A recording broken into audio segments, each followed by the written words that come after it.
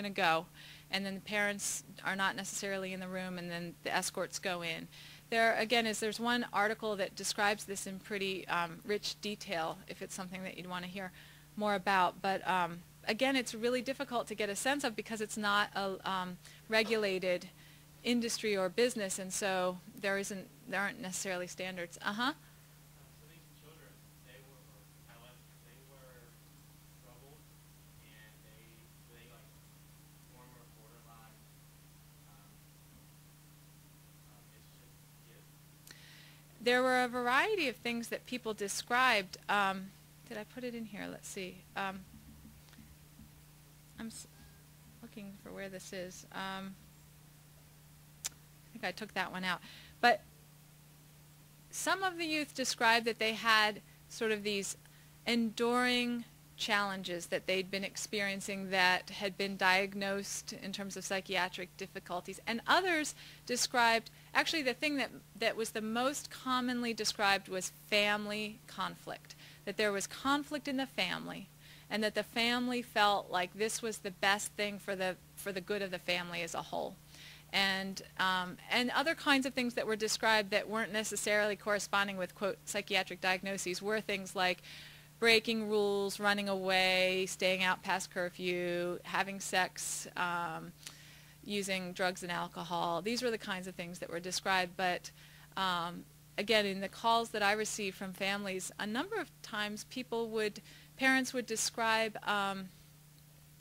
what sound like pretty typical adolescent behaviors, and just families feeling kind of caught off guard by adolescence as a phenomenon, right? So, and then how easy it is if there are these entities. This was not the first time, certainly, that this kind of thing has happened, right? So, like in the 80s, there were these ads on TV, and they would say, "Does your teenager smoke cigarettes?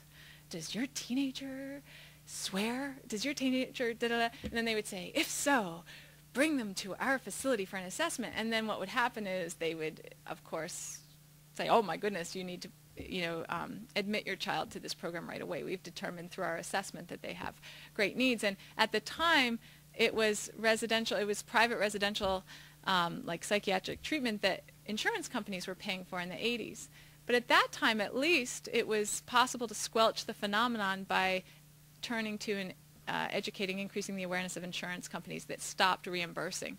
But in this case, it's the same phenomenon. It's just that families are paying out of pocket, and there isn't the kind of opportunity to disrupt the pattern in the same way.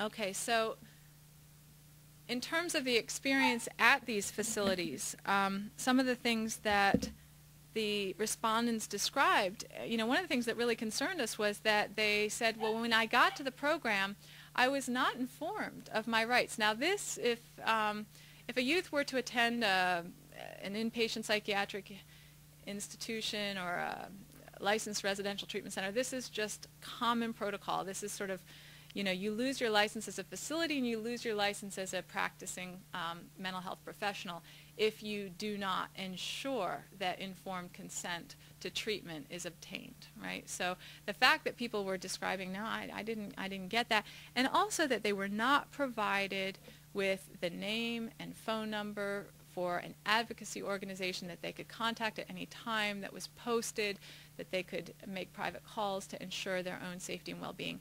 Again, something that you would expect in a licensed psychiatric facility, and that seems non-existent in these programs. So that, combined with the kind of treatment that we were hearing described, was cause for such serious alarm. And then I'll describe to you some of these other things in terms of other patterns. But again, the majority, and these numbers are sort of conservative because this is of everybody. Some people just skipped over questions, and so I still included them in these numbers, even though the percentages would be higher if we only looked at the folks who actually responded to a given question. So another thing that was of great concern is that the communication, these teenagers, the opportunities to communicate with people outside of the facility were significantly limited, right? So again, that is not consistent with licensed facilities, and there's a reason for that, because what we've come to discover is that even with the best of intentions, licensed facilities, sometimes things go awry. And if people who are attending any kind of intervention or program are not able to contact those people who know them best, who care about them the most, and whom they trust, to let them know if there's any concern, that is just a recipe for, you know, creating the breeding grounds for patterns of mistreatment and abuse. Same thing with mail being monitored. These are basic rights. These are rights that are considered, quote, patient rights for people in residential facilities that are licensed. And this is some of what they described then. You know, I never spoke to my mom or even touched a phone once during the 6-month stay. You know, you get to talk with your parents for 5 minutes, and then I didn't even get to talk to my mom because she was never informed of the calls. I've heard of parents who actually traveled to programs to meet with their kids and then were told, well, a behavioral consequence for your child is that they have lost their privileges to be in this visit with you, and so the parents were turned away and returned home. You know, this person says they read my emails and letters before I sent them out, and, you know, I could never get a letter to my mom. So, you know, one of the things when I tell this story that was sort of surreal for me was that while I was learning all of this, I was married to somebody who was in the Air Force and was deployed to Afghanistan, and I had very little contact with him while he was there. And it was soon after the reports of Abu Ghraib, and I had all these concerns about what was going on and what he was doing, what he was being asked to do, and very, very little contact, because he just used the phone on base, and it was sort of catch as catch can when there wasn't a long line and you get 15 minutes. And so I was having this lived experience of sort of this parallel experience, and feeling like I was going absolutely nuts in terms of trying to maintain my own sanity with, you know, my loved one in Afghanistan, in, you know, circumstances that were really scary and vague to me. So at the same time, you know, I'm hearing about this experience that, you know, American teenagers and their families are having in privately run companies here. And a lot of times, as I said, you know, it was as if the restricted communication was for, because, you know, you earn it. Well, again, this is a right. This is not something that you tie into behavioral plans, and yet this is how it was set up. And one of the things that I thought was particularly horrendous was that families described to me that the programs in orientation would say to the parents, now, we need to let you know that it probably will be the case that your teenager will say to you that they're being mistreated and abused in this program. And they're going to do that to manipulate you, to convince you to come get them and to take them out of the program. So just know that that's really typical, and if that happens, you need to let them know that they need to stop it immediately, or you're going to hang up and you will not continue speaking with them.